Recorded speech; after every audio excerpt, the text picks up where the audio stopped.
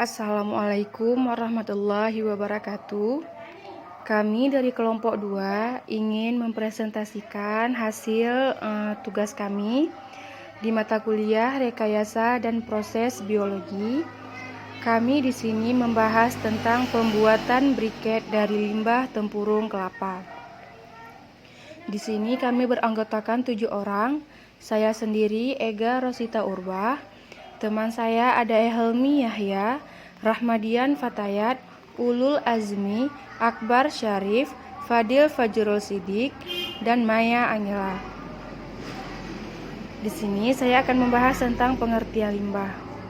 Secara umum, pengertian limbah dapat disimpulkan sebagai bahan sisa produksi yang sudah tidak mempunyai nilai guna sehingga tidak lagi terpakai. Definisi lain dari limbah juga menurut para ahli, limbah adalah gabungan cairan atau sampah yang terbawa air dari tempat tinggal, kantor, bangunan, perdagangan, industri, serta air tanah, air permukaan, dan air hujan yang mungkin ada. Menurut para pendapat ahli lain, limbah adalah suatu bahan yang terbuang atau dibuang dari suatu sumber hasil aktivitas manusia atau proses-proses alam dan tidak atau belum mempunyai nilai ekonomi, bahkan dapat mempunyai nilai ekonomi yang negatif. Selanjutnya akan dilanjutkan oleh teman saya, Fadil Fajrul Sidik. Yang kedua itu ada jenis-jenis limbah, yang mana jenis-jenis limbah ini terbagi lagi atas 4. Yang pertama itu ada limbah berdasarkan sumbernya. Berdasarkan sumbernya itu limbah berasal dari pabrik, limbah yang berasal dari pertanian, pertambangan, dan domestik. Yang kedua itu adalah jenis limbah berdasarkan wujudnya. Berdasarkan wujudnya itu ada limbah cair, limbah padat, limbah gas. Yang ketiga ada limbah yang berdasarkan sifatnya, yaitu limbah biasa. Limbah biasa ini tidak menyebabkan kerusakan yang berskala kecil ataupun serius yang memiliki jangka waktu yang panjang. Kemudian ada limbah B3. Limbah B3 ini limbah bahan berbahaya beracun. Ini yang sangat berbahaya. Kemudian ada limbah reaksi, yang mana limbah ini memiliki sifat yang dapat bereaksi dengan limbah organik peroksida yang tidak stabil yang akan menimbulkan adanya kebakaran mungkin. Kemudian ada limbah korosif, limbah yang dapat menyebabkan terjadinya iritasi apabila terkena kulit. Kemudian ada pembagian limbah berdasarkan komponen penyusun. Itu terbagi 2, ada limbah organik dan anorganik. Yang limbah organik ini berasal dari makhluk hidup, yang limbah anorganik ini tidak berasal dari makhluk hidup, seperti kaca, plastik, dan kaleng. Kemudian ada karakteristik dari limbah. Yang pertama itu mempunyai sifat yang dinamis, yaitu tidak dapat diam di tempat dan berpindah-pindah seperti limbah cair dan limbah gas. Kemudian itu mempunyai ukuran yang mikro. Beberapa jenis limbah mempunyai ukuran bahan yang sangat kecil, mikro, dan tidak bisa dijangkau oleh kekuatan mata. Itu seperti polusi udara, kemudian ada gelombang udara yang sangat bising, itu juga maaf, tidak termasuk polusi udara. Kemudian ada TSS yang menyebabkan air itu keruh dan sebagainya. Terima kasih. Selanjutnya akan dijelaskan oleh teman saya. Limbah dibedakan menjadi 3, yaitu limbah B3, limbah organik, dan limbah anorganik. Yang pertama ada limbah B3. B3 merupakan kependekan dari bahan berbahaya beracun. Sesuai dengan namanya, limbah ini mempunyai potensi kerusakan yang sangat besar. Limbah B3 dihasilkan oleh aktivitas atau produksi yang memiliki konsentrasi zat kimia tinggi, sehingga jika tidak berhati-hati bisa menimbulkan kerugian bahkan kematian. Yang kedua ada limbah organik. Limbah organik adalah istilah untuk menyebut limbah yang memiliki kandungan senyawa karbon dihasilkan dari makhluk hidup. Limbah organik ini termasuk ke dalam jenis limbah mudah terurai, karena dengan sendirinya akan bereaksi melalui proses alami. Yang ketiga ada limbah anorganik.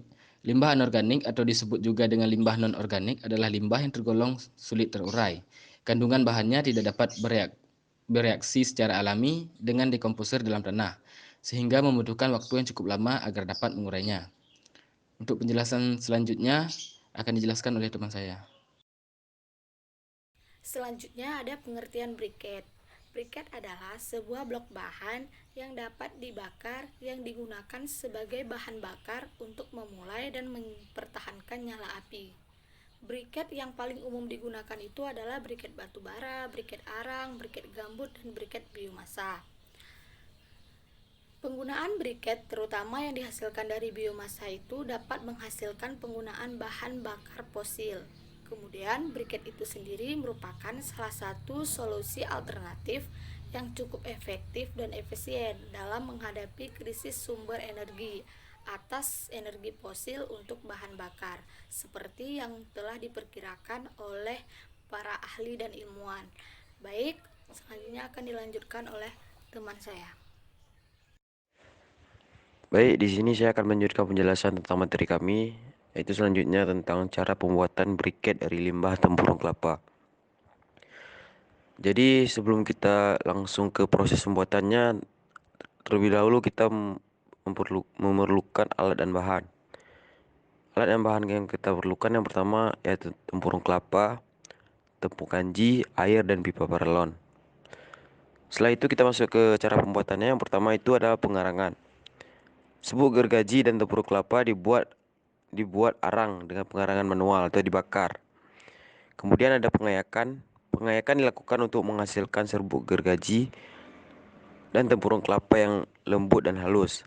Arang serbuk gergaji dan tempurung kelapa diayak dengan saringan. Kemudian yang ketiga ada pencampuran media, itu arang serbuk gergaji, tempurung kelapa, dan lem kanji. Itu disatukan menjadi satu, dicampur. Campuran tepung kanji dan air dicampur dengan perbandingan serbuk gergaji 10% dan arang tempurung kelapa 90%. Pada saat pencampuran ditambah dengan lem kanji sebanyak 2,5% dari seluruh campuran arang serbuk gergaji dan tempurung kelapa. Dan yang terakhir adalah pencetakan briket arang tersebut. Setelah bahan-bahan semua tercampur secara merata, selanjutnya dimasukkan ke dalam cetakan briket dan dikumpa.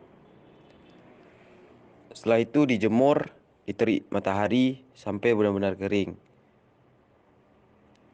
Setelah kering, baru briket siap digunakan. Selanjutnya, manfaat briket. Briket digunakan untuk kebutuhan memasak. Digunakan untuk pembakaran tungku.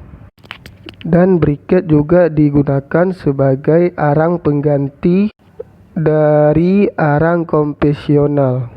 Dan briket juga dapat menghemat bahan bakar. Daya tahan briket lebih lama.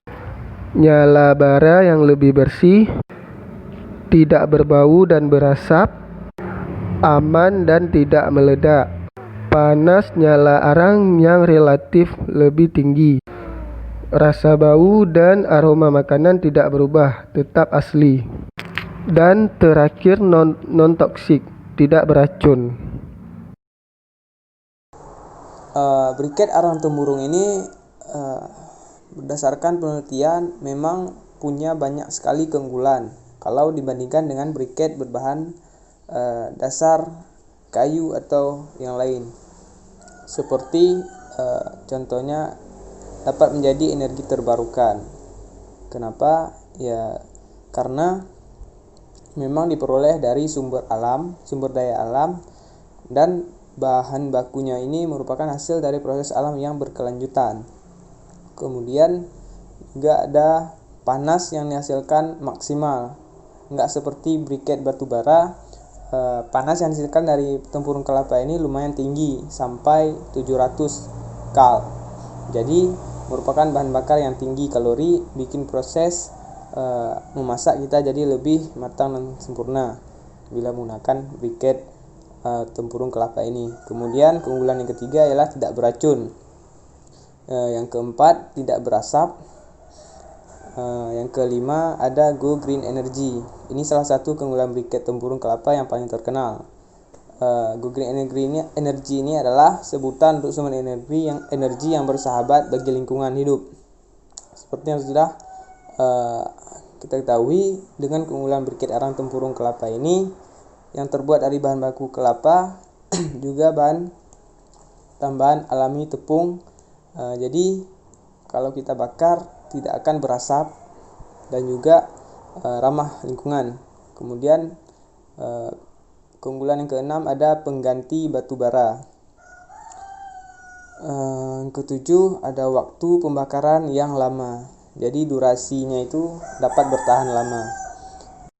Dan yang terakhir keunggulannya ialah dapat berperan sebagai alternatif pengganti kompor gas. Mungkin hanya ini saja pembahasan dari kelompok kami. Lebih dan kurang mohon maaf. Assalamualaikum warahmatullahi wabarakatuh.